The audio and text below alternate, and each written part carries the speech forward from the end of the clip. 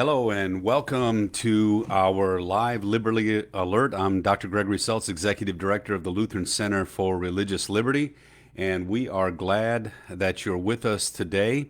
Today we're going to be talking about a topic that comes up a lot at this time of year, and especially in this year 2020, is how to talk politics with friends, families, neighbors, and others. Uh, Without getting killed. And I'm sorry I added that. I know that's not funny because it's actually getting pretty vitriolic and even violent out there today. And that's something that has to stop. And, again, we can't support any of that nonsense that's happening. And our officials, our elected officials, need to be a part of that. So, how to talk politics with friends, family, and others. Is it impossible? And so, what is the Christian view of politics? And we're going to talk a little bit about that.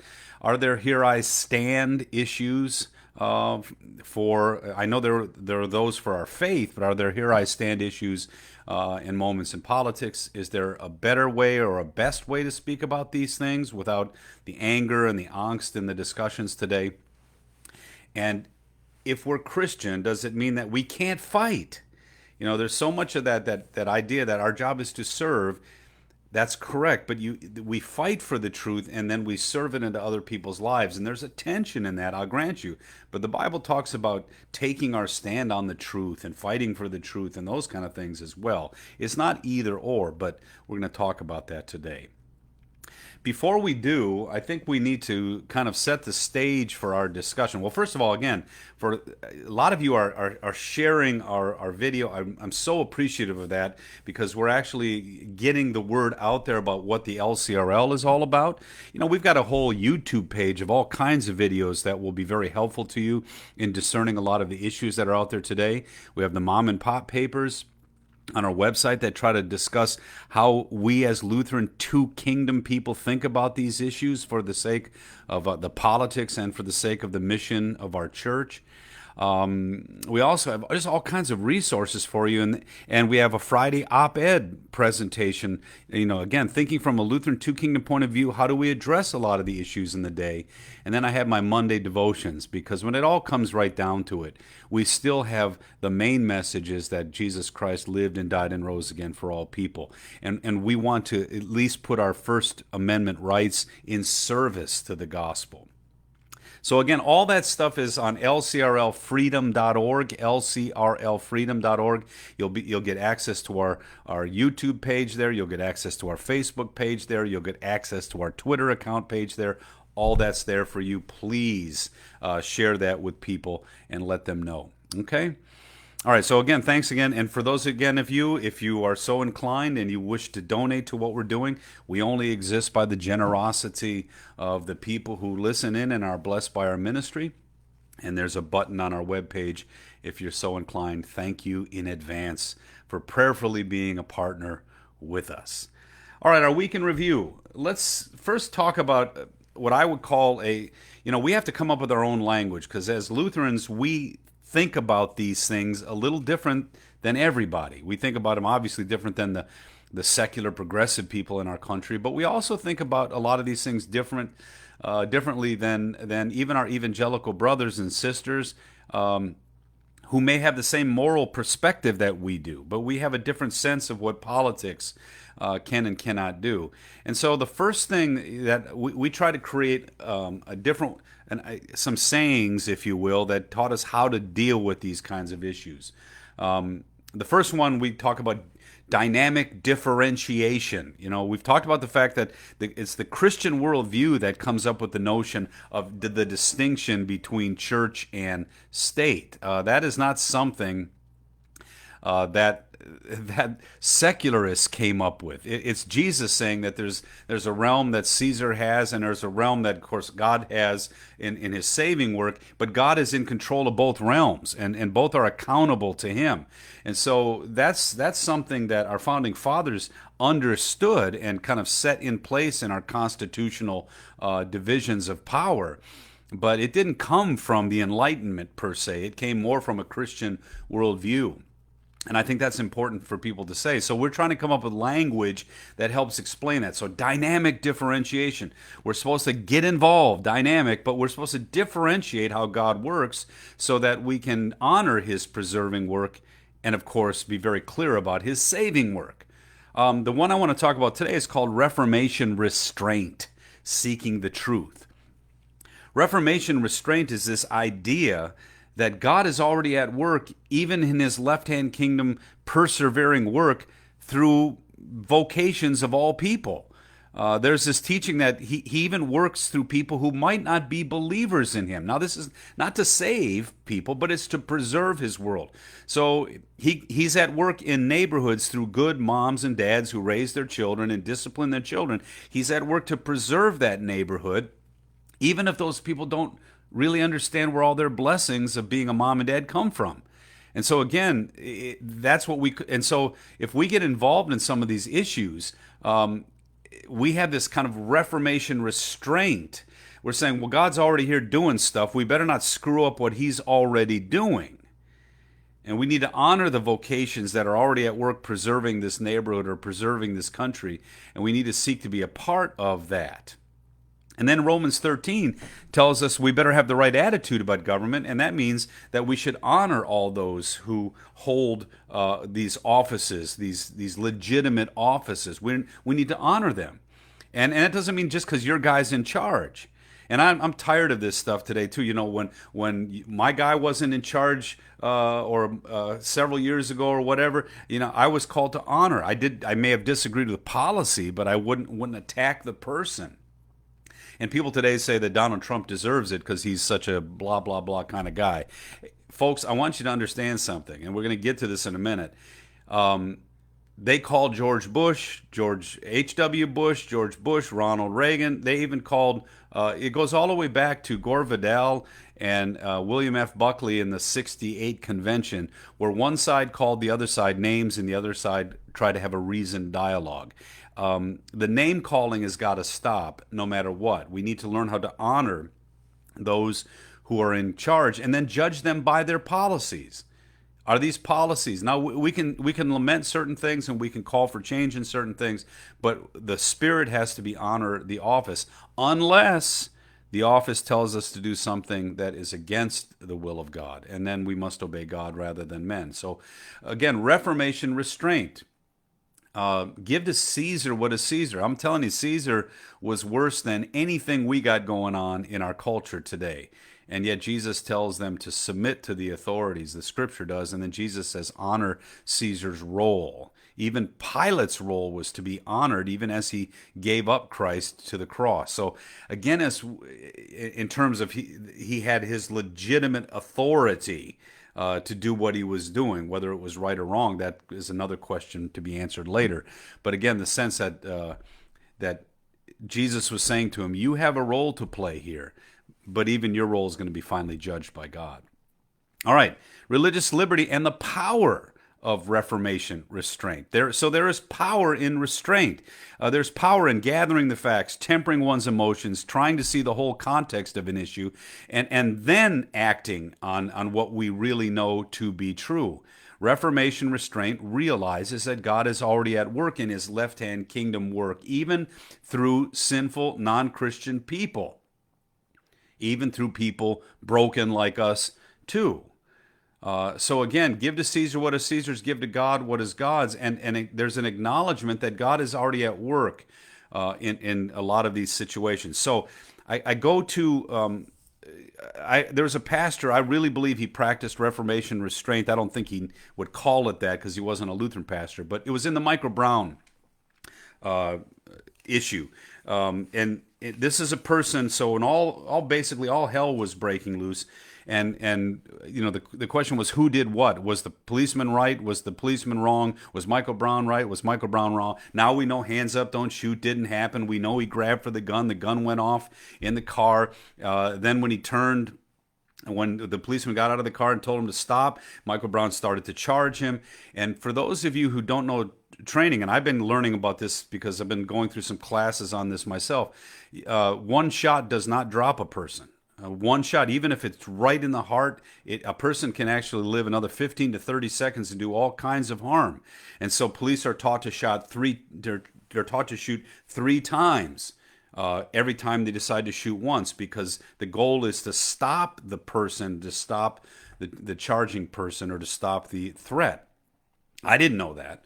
And so even if you're ever having to defend yourself, that's the same truth applies if you want to get out of that situation alive. So as I was going through all this kind of stuff, there was this one pastor who, in the middle of us, because there were these people ready to burn the police station down, and this is what the pastor said.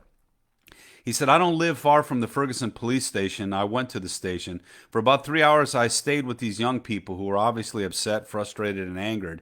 The group of young people wanted some answers, and they were going to rush the police station, even burn it down. And I'm sure I was not the only person that said, well, maybe not, it's not the best idea. But I further said this. He said, I live here. I pastor a church just down the street. Now, not that I'm that important, but maybe I can go into the police station. I did. And the police, buzzed me into the station because the front desk people knew who I was.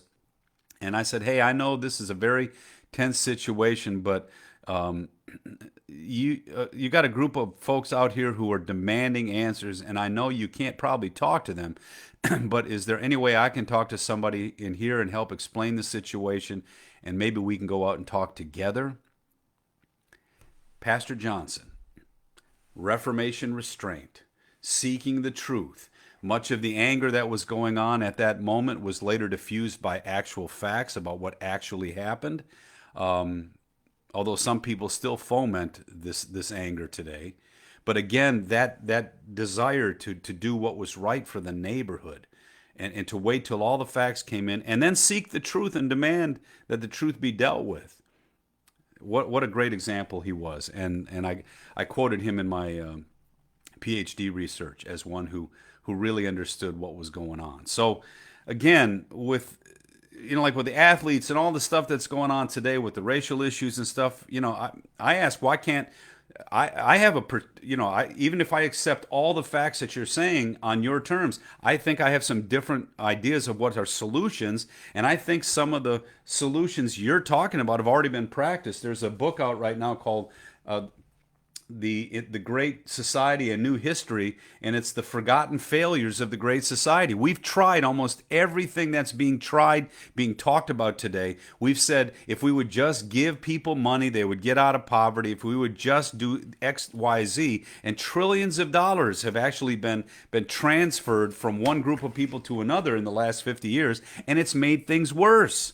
It's actually destroyed the families in the urban environment. It's actually destroyed education in the urban environment. So I would like to see systemic change, but not the kind of systemic change that's on the back of a lot of people's jerseys right now. I'd like some solutions that actually work and empower the people we're talking about. Why can't we wear those shirts? See, you're not allowed to wear that. You're not allowed because there's only certain kind of things that are understood to be true. And I'm saying, no, if we're going to get into one of these situations, Reformation restraint, but then get the facts, get the issues, and start to actually work towards solutions for the people that we're concerned about. Also, the violence has got to end. We cannot have discussions when people now are threatening. I'm seeing more of this. This happened a lot in the Kavanaugh hearings. So this just didn't happen now. And it's going to continue to happen as long as people kind of get something for it. When I watched the Kavanaugh hearings, and this is a good guy. This is a good guy who was maliciously, and he was maligned, and it was not true. But I saw them destroy his character, and it was all orchestrated. I was in the Senate building when they were waiting to actually go and harass and harangue, and it was all orchestrated. There were film crews that followed, and I said, "This isn't right. This is this isn't coming from grassroots. This is coming. It's a staged kind of thing, and people are starting to realize if we keep doing these things and just keep harassing and haranguing, we'll get what we want. A civil society can't move forward that way. So." When it comes to these kind of things, that our government officials, that's what they're supposed to do. They're supposed to keep things civil, keep things fair. And if they're not going to do that, society will devolve into militias and violence and the kind of things that none of us want. And then, one of the things I keep trying to tell people when it comes to Reformation restraint, we need to understand if we're going to get involved in these things, there's a certain target on the back of Christians today. And I'm even starting to see Jesus being mocked on the late shows and things like that. And so, again, that was all stuff in the news this last week.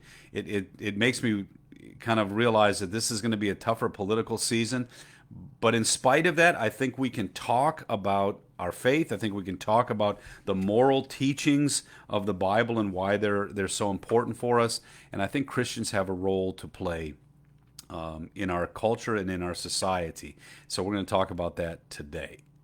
How to talk politics with family and friends.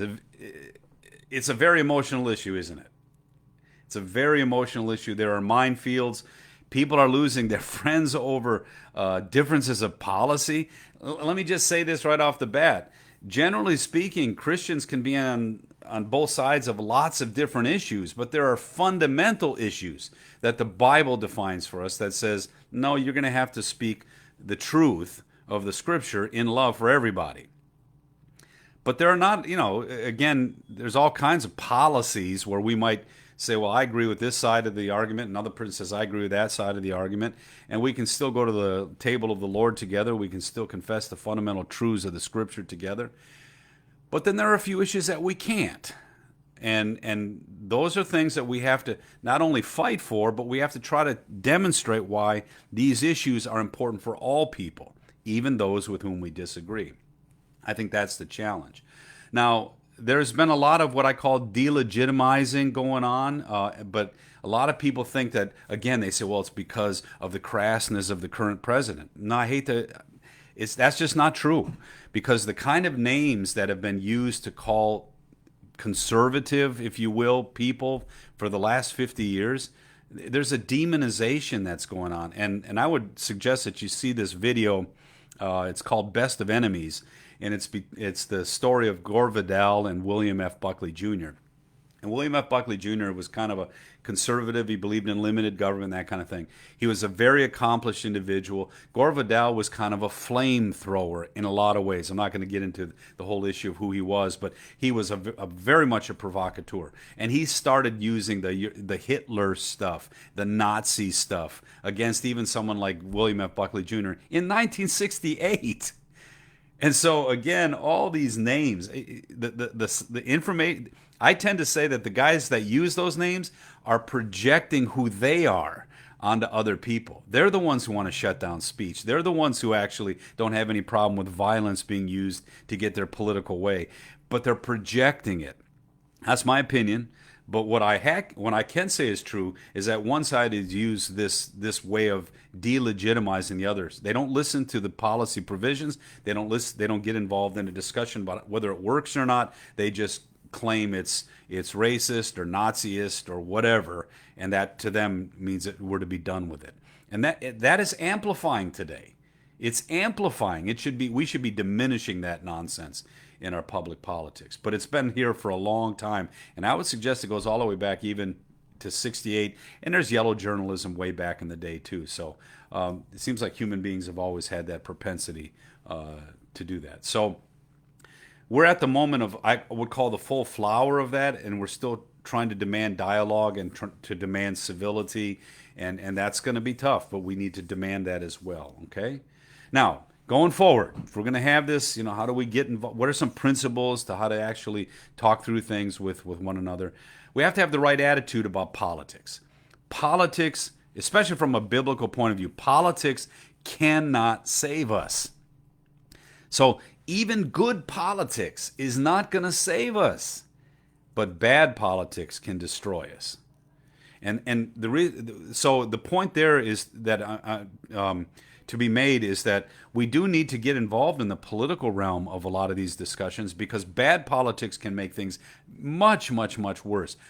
But good politics can only do so much. It can give us temporal civility, but it's not going to change people's hearts. It's going to give us equal temporal justice to the best of our ability, but it's not going to solve every issue and every problem. There's still going to be bad actors in the system.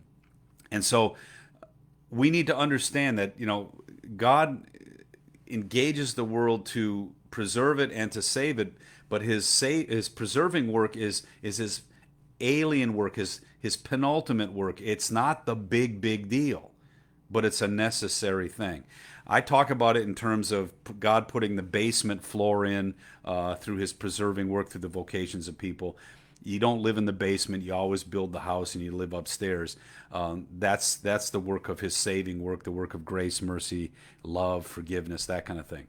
But there's got to be a basement floor of morality, a basement floor of ethics, and even a basement floor of society saying we will not accept behavior worse than this. And that's what we're fighting for in that left-hand kingdom work.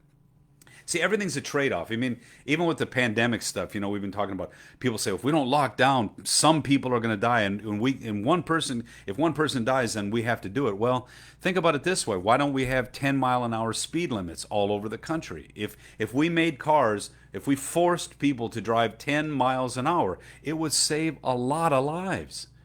Because speed does kill. People get in accidents. In fact, car accidents are the cause of many more deaths than even COVID-19. So why don't we do that? Because this is a broken world. There's trade-offs and everything. There's no truth that comes out of us. There's no effort that we can do that's going to make all things go away. And so there's always trade-offs. So we say, okay, well, you can drive 55 or 65 or 80 on this road, but on this road, 25, and et cetera, et cetera. And so, again, there's always trade-offs to what we do. There's risks in life. And then on top of that, there are bad actors in life that need to be stopped because they won't stop otherwise. So with that understanding, let's talk about how would we start a conversation, or how we might get in a conversation with people. If I could warn you, I would say right now, just understand that the deck is stacked against the Christian understanding of the world in politics. There's a sense that we've been demonized effectively, and our worldview has been demonized. I've talked about that in a lot of our other mom and pop papers, or I've talked about that in a lot of our other Liberty Alerts. You just need to understand that going in. So, the idea of traditional biblical moral positions, you can't just assert them and assume people are going to give you even a listen. You're going to have to actually get past the caricature, get past that. Now, the pro-life movement has done a great job of doing that. Think about it. In 73, they defined abortion as a law of the land, and the pro-life movement was now illegal, or at least unwarranted from a cultural point of view. And the pro-life movement has fought that back by speaking truth, by contextualizing it, by making sure people understand what we're talking about. Pro-life is pro-science, pro-life is pro-woman, pro-life is pro-health. They're doing all those kind of things, and they're backing it up with statistics. They're backing it up with the information and the facts and the data, and it's winning the hearts, because we're saying pro-life is not just about babies in the womb. It's about your life. It's about the sanctity of your life, even if I disagree with you. So pro-life is a pro-liberty movement. It's a pro-humanity movement. If we're truly want to be human beings, we've got to be pro-life. And so it's fighting back the dehumanization things that are going on in our culture too. So all of that is something that they took years and years and years to take the language back. It was very, very good. But they were aware of the fact that right after 73, our viewpoint was now persona non grata in a lot of places. Still is. And we got to take those places back. We got to fight for that, the right to speak in the universities. We have to fight for the right to continue to have our voice represented in government, for sure. All right, so the first thing I would say, principle number one, assess who you're talking to. Am I talking to a Christian or a non-Christian? And even if they're a non-Christian, do I share foundational truths with them? Do I share foundational moral truths with them? They may not know the gospel of Jesus Christ, but we're talking about policy here, which is God's preserving work. So there's a lot of moral traditions, philosophical, religious traditions out there that share common biblical, moral understandings of life. They honor father and mother. They honor thou shalt not murder. They honor thou shalt not commit adultery. They may have different levels of how to enact these laws, but those laws good law is rooted in God's moral worldview, and that moral worldview is in the consciences of all people. So we're not surprised when we see it reflected in other cultures as well. And so we can play to that. We can say, look, this policy I'm fighting for, it's really to empower you as parents to have responsibility and right to direct the education of your children and to empower your own family and things like that. You know, generally speaking, when I talk about policy with people who I think might disagree with me, I try to say, here's why I think this is good for you. I'm fighting for it. I think it's the right thing to do, but I think it's the right thing to do for you. So if you have a common understanding of some of those foundational things, it can then maybe help you in discussing a particular policy or a particular issue. But if there is a different view of the human condition, a different view of what government can and cannot do, then you're going to have, I don't see how you can, unless you can persuade, again, by why that particular worldview is wrong, you're going to come up with some radically different policy positions. My biggest issue with BLM Inc. is again what they're trying to accomplish. You know, they'll say this is the problem, and I go, well, okay, what's your solution? And then the solution is this kind of Marxist, we'll take our identity in oppressed and oppressor, which I say, well, that means if you look at a white person, you immediately assume they're a certain kind of person. I say, well, I think if we're ever going to get past this, we don't look at anybody like that. And I know people can say, well, that's not the issue here. Okay, fine, I'll get to that in a minute. I'll get to the solutions for this particular problem. But fundamentally, if you approach someone and say, well, you happen to look like that guy, so I'm going to assume you're just like them, that is the roots of ongoing racism. You're never going to eradicate it if that's how you do it. And so I don't assume that people who have a propensity to this or propensity to that are going to do that. I get to know them first. I want to know their values. I want to know their understanding of things. I want to know their history, their dialogue. And then I can make a judgment about the virtue or the non-virtue of their activity. And I would assume people would do that to me too, if we're going to ever move past this. And I do think that was MLK's dream. But now if you get to the actual structural things that they're talking about, once you're talking about structural, I need to explain to you, the people that are using that term, you think what they mean is that bad people got a hold of things and created structures that were bad. And if we just get rid of those structures, you know, then we'll go back to, because the rest of us still got to deal with our own sin and our own problem, and we're part of the problem too. No, they don't believe in personal sin. They don't believe in that stuff. And they believe structures by definition are either good or evil. And what do they mean by structure? They mean socialist structure is good. Capitalist structure is evil. Socialist structure is good. And so even the whole talk about community-based this and community-based that, it's all structural. And if you don't believe in it, then you by definition are sinful. What?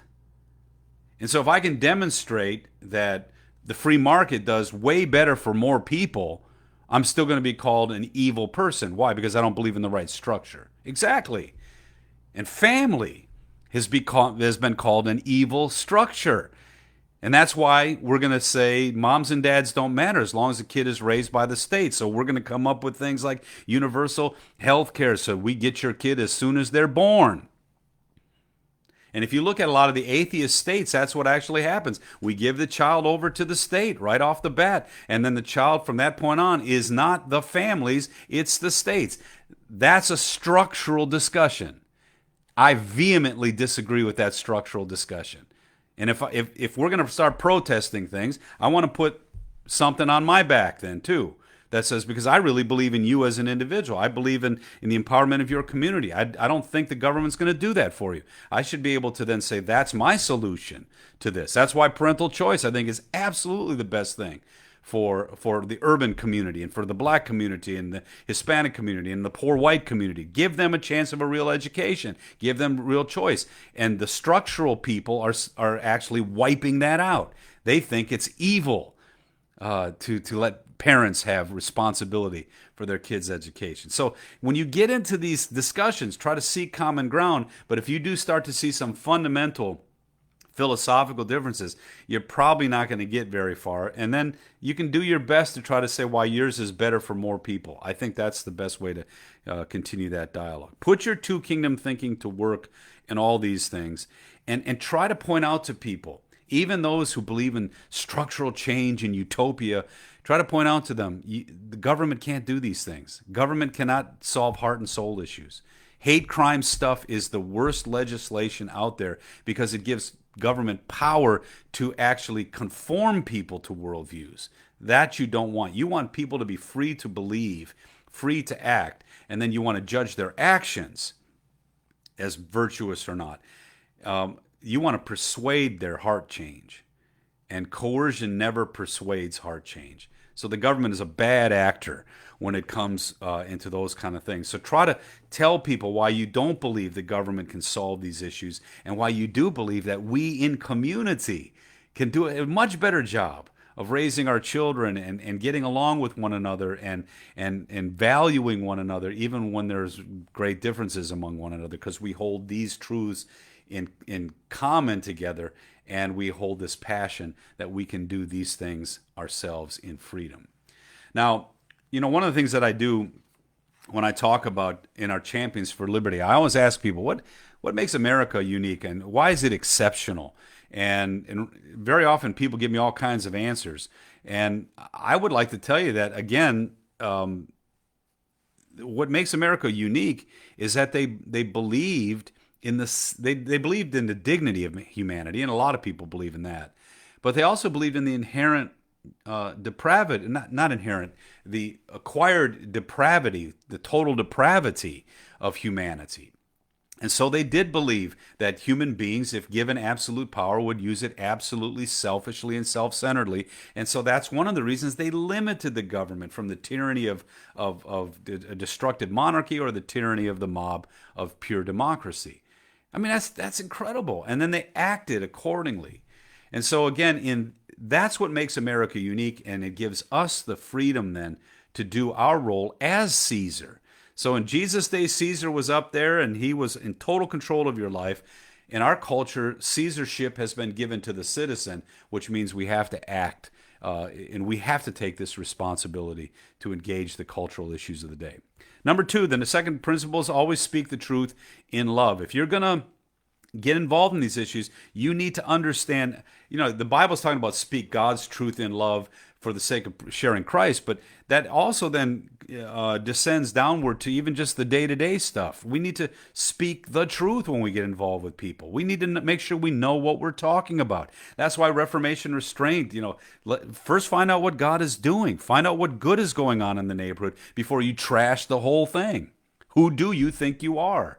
And then let the truth become apparent, and then act on that for the sake of the neighborhood and for the sake of others. So fashion your discussion, about policy and what actually happens, and make sure you get the data on that. That's why I love that book by amidst when she's talking again about, we actually believed if we just created the great society by transferring wealth and transferring stuff to people, that it would, even Daniel Patrick Moynihan with Richard Nixon. So Nixon pulls Moynihan over. Moynihan was a Democrat, pulls Moynihan over, and Moynihan really believed that universal income in the poor community was going to solve the problem of poverty. He later regretted that because he saw what it did to the community, and he saw how it took initiative away, and he saw how it actually made people more dependent, and he actually, if you will, repented of that. And that's unusual for a politician. He was a very interesting guy. You ought to read up about him. But again, when we look at these kind of things, always speak the truth in love. And then when you get involved in politics, you're going to find out there's a lot of, what would I say? There's a lot of euphemistic stuff going on out there today.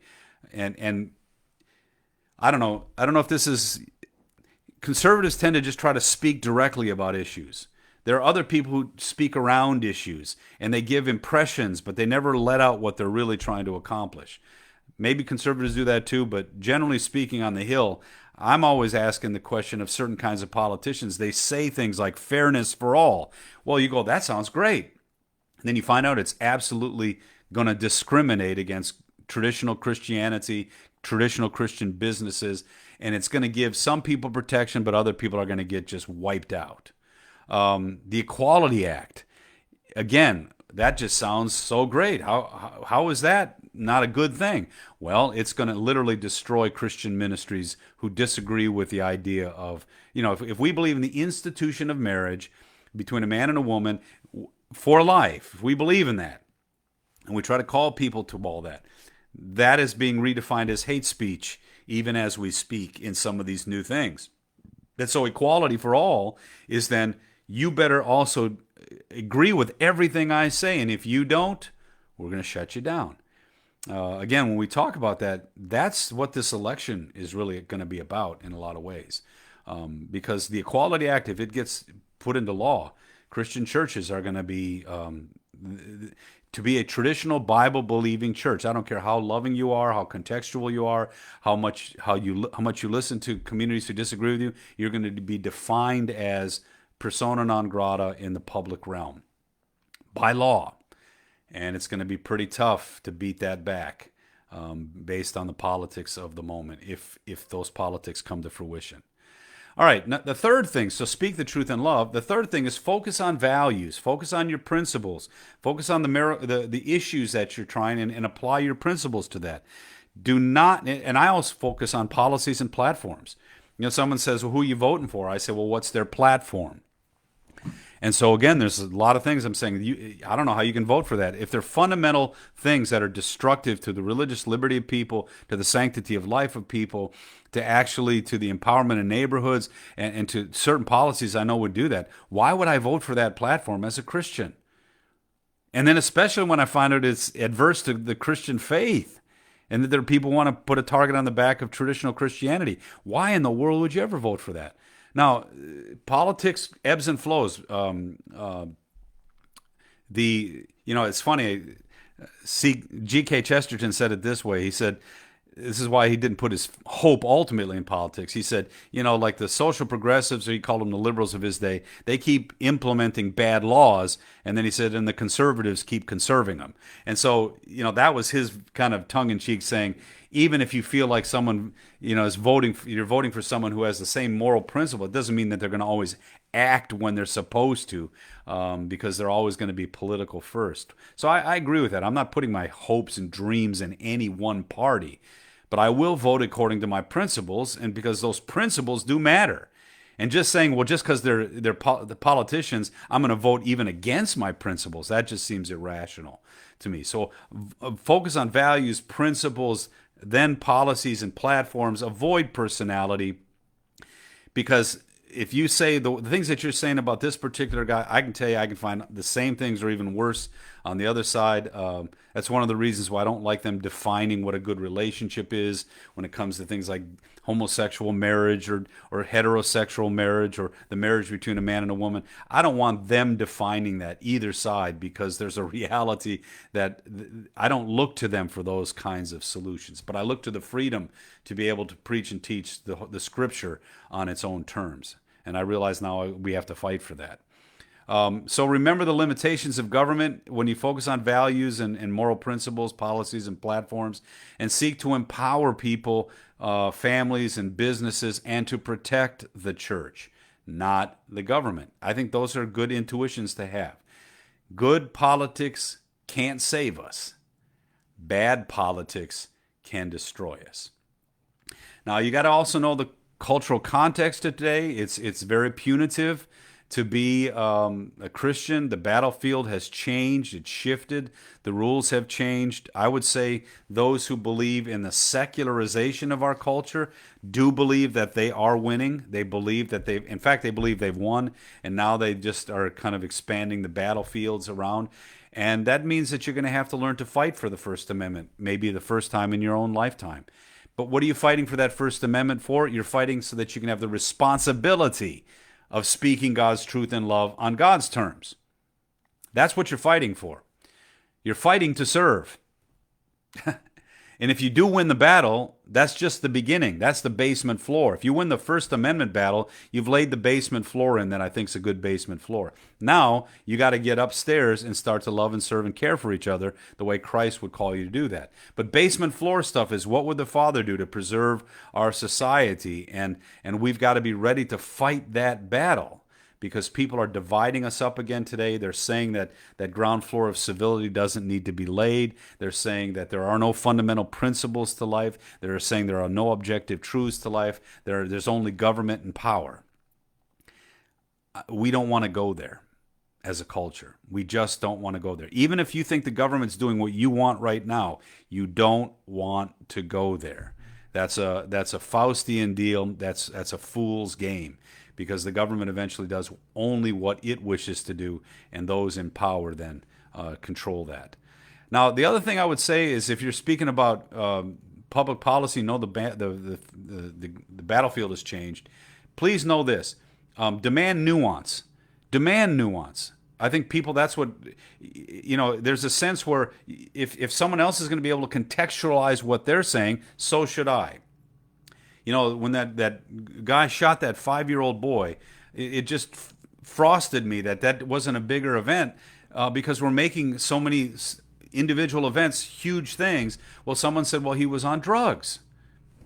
Okay, so they contextualize that activity. Well, do we get to contextualize other things that are happening? And whenever you start to talk about these things and you start to talk about the context of the discussion, it brings more wisdom to the application of policy. Well, that's the one thing we're not doing very well today in terms of our dialogue. So demand that. Demand those kinds of things. Demand, if you're going to be able to contextualize on this side, then contextualize on the other side and come to the best issue for the sake of all. And then finally, if you've explained your vote or your policies, just try to understand why you guys disagree, and just pray for those disagreements to become less and less of a real problem today. So learn to differentiate the issues that demand that we fight for them, because there's a lot of things that we don't have to fight for. We can even disagree and be on both sides of a lot of different issues, but there's some fundamental things that we must fight for the sake of all people. And so I hope that helps you as you dialogue with folks coming up. So if I was to say the biggest issues that are coming up in this election: religious liberty and right of conscience. Understand how the people you're voting for talk about that, because if we lose religious liberty and right of conscience, it's going to impact how we can be the church and even be Christians to one another. And that's just something that would be very bad for our culture. Supreme Court stuff. I believe the Supreme Court continually wants to get out of its lane. Our founding fathers understood that it has to stay in its lane for individual liberty to endure for all people. So vote for originalists. That's really one of the biggest issues that I look for each and every time I vote. Vote for those who believe in human dignity, who believe in the right and responsibilities of the First Amendment. Notice what I said: the right and the responsibility. You don't just have the right to do whatever you want. You have the right to be a virtuous person for the sake of others, and you have a right for that voice to be heard. Then operate on those terms. And then finally, the race and equality stuff, equality of opportunity. That's what we're fighting for. Parental choice, law and order, empowerment zones, policies that empower the family. These are huge things. There's a huge movement to disempower all those things. Well, you finally got to ask the question: which is better for minority communities? Which is better for the poor? You have to be able to answer those questions. And there are fundamental issues involved in all of those things that I think need to be dialogued about. So what is the Christian view of politics in closing then? We know that it's God's left-hand kingdom work. It's his alien work, his penultimate work, his secondary work, but it's a necessary work. And we need to be a part of that with others in community. And all just laws have some root, even if it's a long root, into the morality of the Scripture. So again, if it absolutely violates the morality of the Scripture, then you got a real problem for everybody. There are here I stand issues with faith, yes, but are there here I stand issues in politics? Well, I would say, again, religious liberty, the sanctity of life for all, and even the issues of the institution of marriage and education, we think of those as religious liberty issues. If you give us the liberty to be ourselves in community, we're fine with that. But we're being told that you can't have the liberty to have those viewpoints. That is a real problem. But religious liberty and sanctity of life, I think these are here I stand political moments. And then, is there a better way to speak about this if we disagree? I would just say make sure you ask a lot of questions. Don't just try to impose your view on people. Try to understand why they think the way they do, and then say, well, I think these views actually help, get you where you want to go much better than this, or something like that. So if you listen a lot, you can frame your discussion in terms of how can I demonstrate that these policies I think are way better for you, even though I'm fighting for them for myself as well. And finally, does being a Christian mean we can't fight? No, we need to fight to proclaim God's moral voice in the world. We need to fight for the right to share God's word in the world, so that we can then serve our neighbor individually, so that they can know Jesus by grace through faith in him alone. So I hope that's helpful to you today as you talk about how can I get out there in the world in which I live? How can we talk about politics and realize, there are some fundamental things that we've got to defend, but even there we defend as those who are broken individuals. We're sinful individuals just like everybody else, but these are God's moral truths that preserve our world. They're worth fighting for the sake of all people. But put that always into context and try to make sure people understand you're trying to speak God's truth in love for them. It's getting tougher and tougher to do. Thanks for the emails. Thanks for sharing our Liberty Alerts, and just realize that God's got us in this world, in this time.